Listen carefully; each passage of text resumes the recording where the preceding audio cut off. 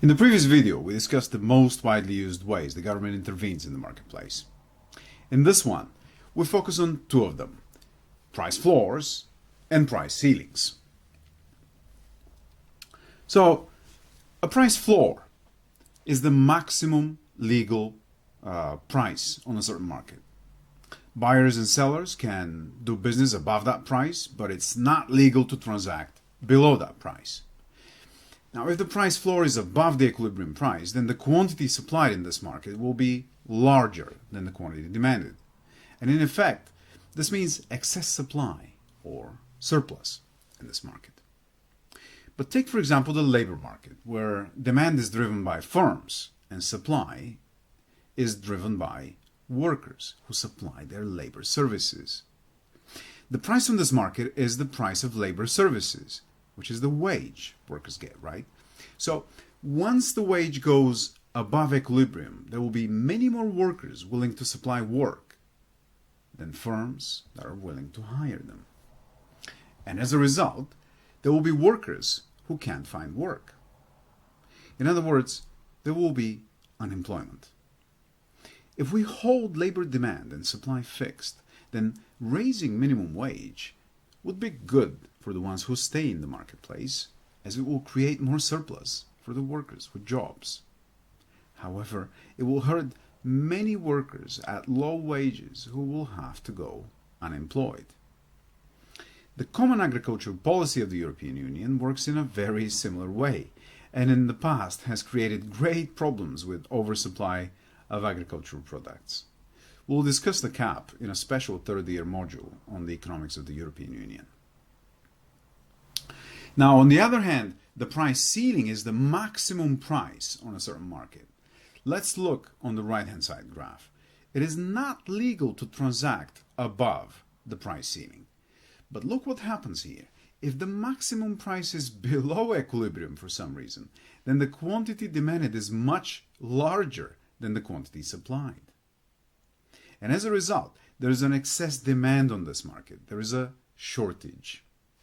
The market can serve only QS, while the consumers on this market demand QD.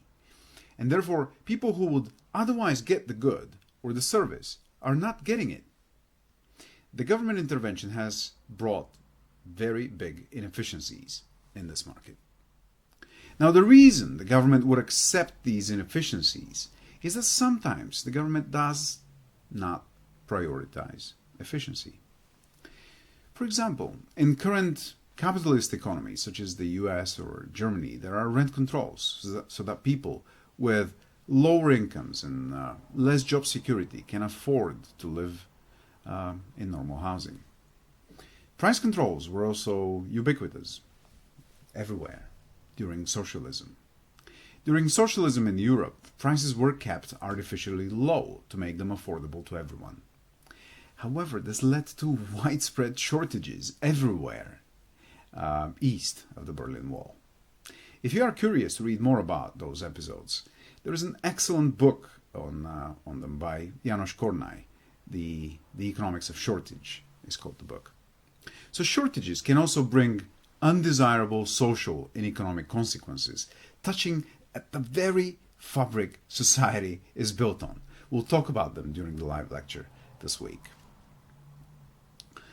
Now, let's get to a very special case of a price ceiling.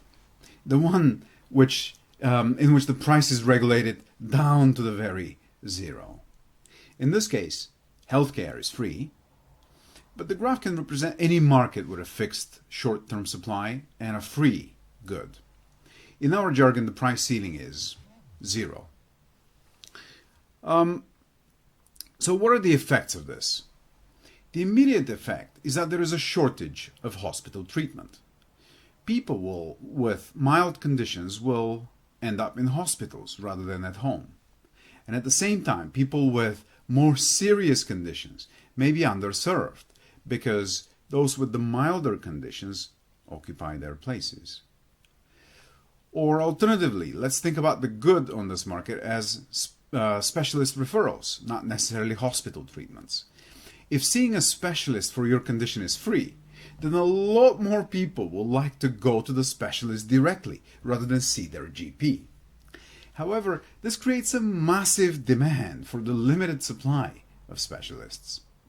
And as a result, people end up waiting for months before they can see a specialist.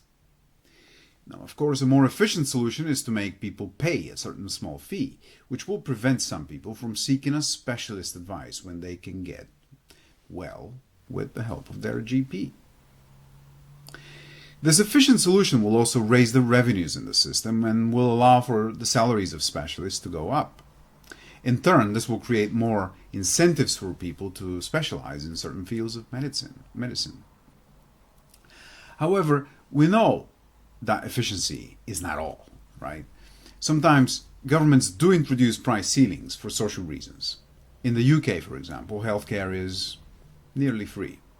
People do wait for months to see a specialist, but at the same time, eliminating the price ceiling will destroy the social contract existing in the UK about providing free healthcare for all. After all, people with the highest willingness to pay can go to see a private clinic, can't they? And they do. Whereas people with lower income who are not able to afford private healthcare insurance will have to wait for months to see a specialist. In effect, this introduces a queue. You don't pay with your money, you pay with your time. During the live lecture, I will give you more examples about the consequences of price regulations, including the creation of black markets. But before that, let's move to another method of government intervention, which is taxation. Thanks for watching. See you next video.